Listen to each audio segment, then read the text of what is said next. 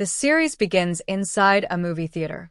A father and his young son share a tub of popcorn while a campy superhero film called Wonder Man plays on the screen. The child, Simon Williams, watches with rapt attention, unaware that this simple experience is quietly sparking a fascination that will shape the rest of his life. Years later, Simon sees himself as a disciplined, serious performer and is thrilled when he lands a role on the newest season of American Horror Story. That excitement quickly turns into arrogance. What starts as harmless suggestions about dialogue soon grows into full rewrites, constant challenges to character logic, and ideas that throw off his fellow actors. Production slows, tempers flare, and the showrunner finally snaps, writing Simon's character out and dismissing him without ceremony. Angry and embarrassed, Simon goes home only to find his girlfriend, Vivian, packing her things. She explains that she's leaving because Simon is emotionally closed off and entirely consumed by his own ambition. After she walks out, Simon grips the bathroom sink, barely holding himself together. Looking for solace, Simon goes to a sparsely populated theater to watch Midnight Cowboy, a film he holds in deep personal regard. The only other patron is Trevor Slattery, who noisily wraps up a phone call before the movie starts.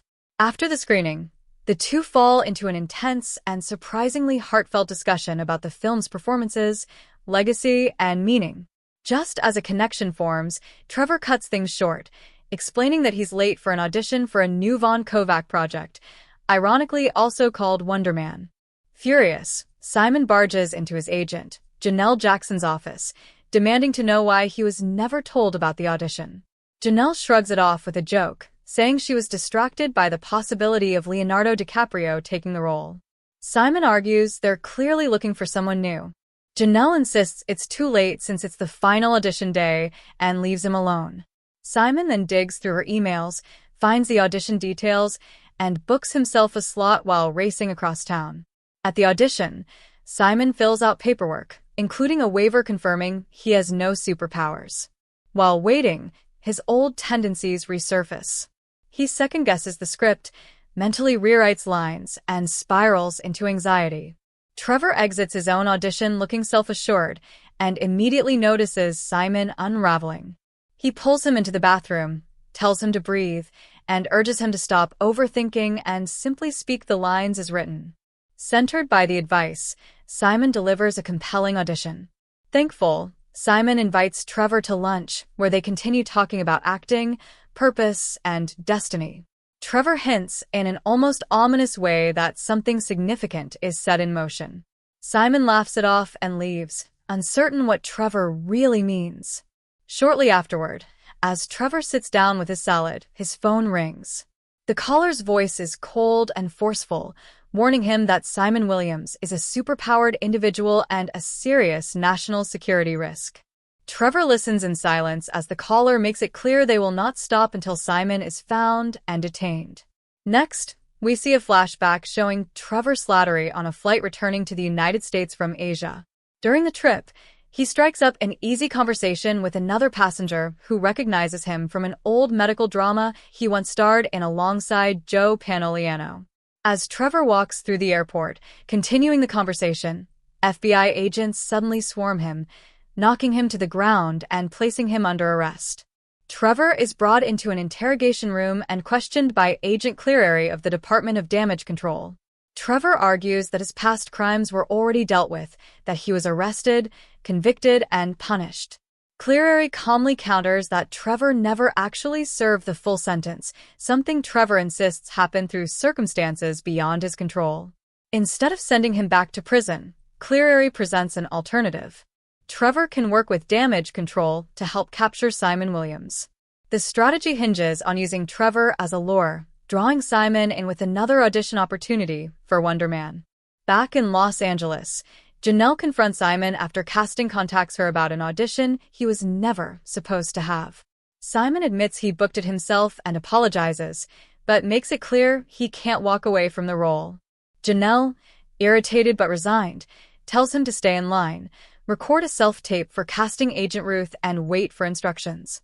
Simon throws himself into preparation with manic intensity. He prints pages of the script, runs lines endlessly, and records multiple versions of the audition. Each playback only heightens his dissatisfaction.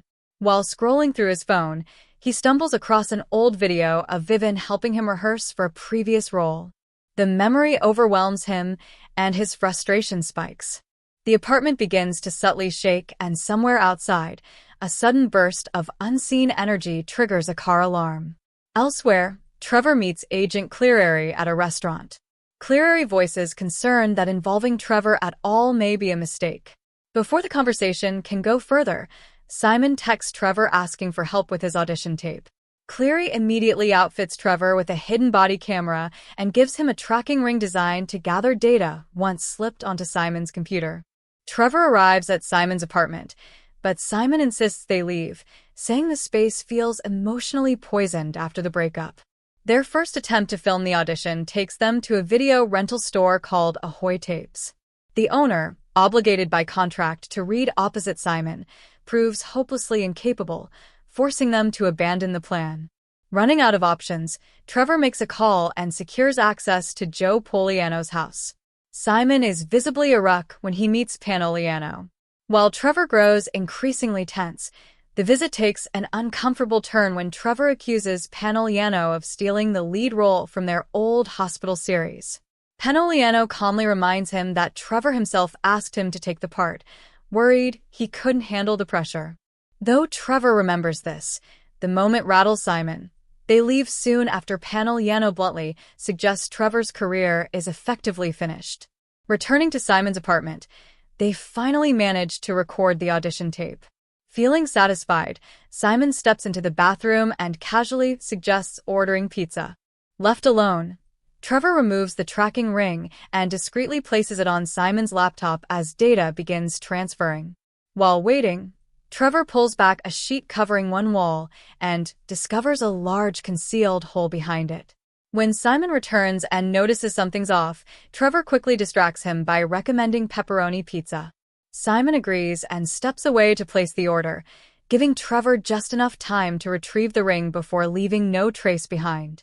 In a flashback to a doctor's office, we see a young boy sits quietly after surviving a house fire. His mother anxiously begs the doctor to confirm that her child is safe. The boy's older brother coldly implies that the fire was the boy's fault, but he is quickly shut down. After examining the child, the doctor delivers an impossible verdict. There are no injuries of any kind. No burns, no smoke damage, not even irritated skin.